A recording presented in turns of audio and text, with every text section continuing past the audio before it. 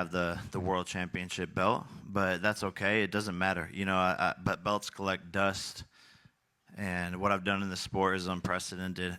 Never will be replicated, and done it in such a short amount of time. Just getting warmed up, they're not going to give me credit, but I don't need the credit from these bozos, to be honest. The credit's in my bank account. Tank, I'll start with you. I guess a number of people will say, why Jake Paul as opposed to a rematch with Lamont Roach?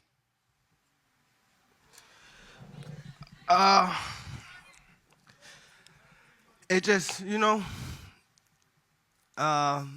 don't want to put a lot out there, but it just, doing what's best for me and what's right for me. And I've been doing this for a little minute now. I've been doing it since I was 7 years old. So this is the first camp I can, enjoy myself, be back myself, even leading up to, the rematch of the Roach fight. It was more so, I don't want to get too much in it, but November the 14th, you got Jake Paul and me. I think it's going to be a great event. Every time I fight is fireworks.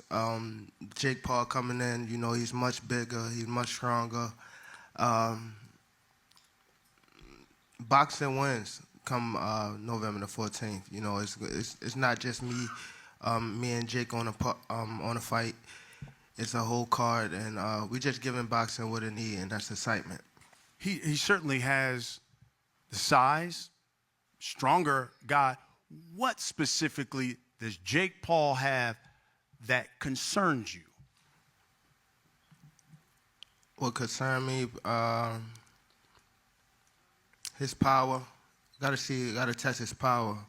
Got to test his, just everything, to be honest. I never been in the ring with Jake, so I could say a lot, but when it comes down to November the 14th, I got to be in there with him. I got to be able to, his arm reach, his size, his power, the way he moving and things like that. I just got to adapt, as I fight him come November the 14th.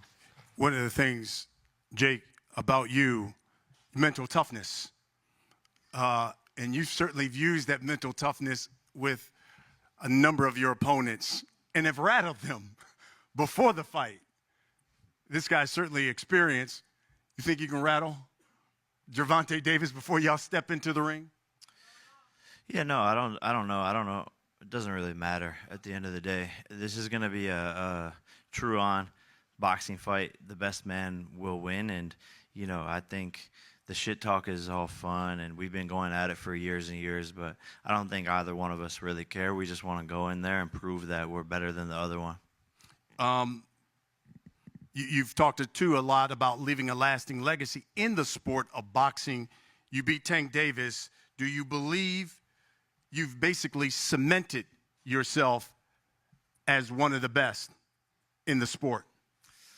Nah, not yet. I'm just getting warmed up, but this will certainly shut up a lot more people. Each fight has done that so far. Only 5 years as a pro, and feels like the last fight I had was the end of chapter 1. This is the beginning of chapter 2, and I'm only 28 years old. I have a lot more to prove, and once I beat this guy, more people will shut up, but at the end of the day, I'm really still just getting warmed up in the sport, and I'm going to show how good I am. This is a top 10 pound-for-pound fighter that I'm going to outbox. And truly, when people run back this press conference, all the shit talk, all the fun, they're going to be like, wow, this kid really is doing something monumental in the sport, and he's actually insane boxer. And I'm going to show that this guy who's been doing it his whole life has been doing it wrong his whole life. What'd you say, Tank? He said he's going to outbox me. Whoop-de-doo. The one thing when you have a fight of this magnitude, especially with Jake, because his appeal has been global. For you, Tank, do you think this is one of those fights where now all of a sudden you can show your boxing skills on a global scale to maybe people who weren't interested in boxing? All of a sudden they say, well, who is this guy? Yeah, it's actually like, you know, now that I'm looking at it now, it's just like, I don't know, probably this was a good thing, you know, by just, you know, us fighting. Because you have someone that, we come from two different sides, like, of the world. We come from, you know, and we still on the same path to get the same thing, you know? So I think it's good. You know, my headspace that I'm in now is way better than what I was before, and that's the only thing that mattered to me. Again, this fight gonna be exciting. I feel as though it's gonna be it's gonna do a lot of numbers. Again, we two guys from different worlds that's still on the same that one goal, and that's to make sure our family, our kids, and everything is okay. So, shout out to Jake Paul for you know, coming with me and making this event happen, and his team, and what is MVP Promotions, Netflix,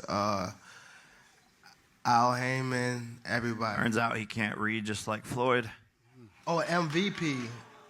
MP. Oh, You got it, champ. I'm not worrying about that. You got it, champ. People talk all day. It's cool.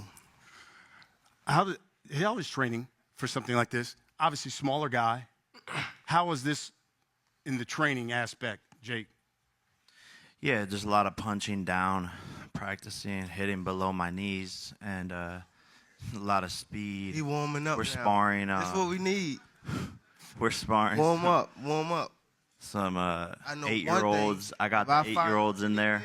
If I find out anything, I'm going to beat your ass and I'm going to beat Jaden Love ass. On my mama, I'm going to beat both of y'all ass. On my mama. And he laughing. He know. He laughing. What are you talking about? What does he have to do with this? Let anything, you know what I'm talking about. Let anything. Nah, I don't have to say it right now. Don't worry about it. I don't got to say it up here. Let anything happen. And I'm going to show you and him. Bet. And it begs the question, Tank. Nothing. It begs the question, Tank. Nothing. How was your training for him? I mean, now you're fighting a bigger guy, obviously. This is like cruiserweight. How is that training for this? And you know everyone wants to know, yo, you taking this 100% serious? Because he's coming to really hurt you and make a statement. Are you taking this 100% serious? And how's the training for someone of this size? Of course. You know, somebody like his size.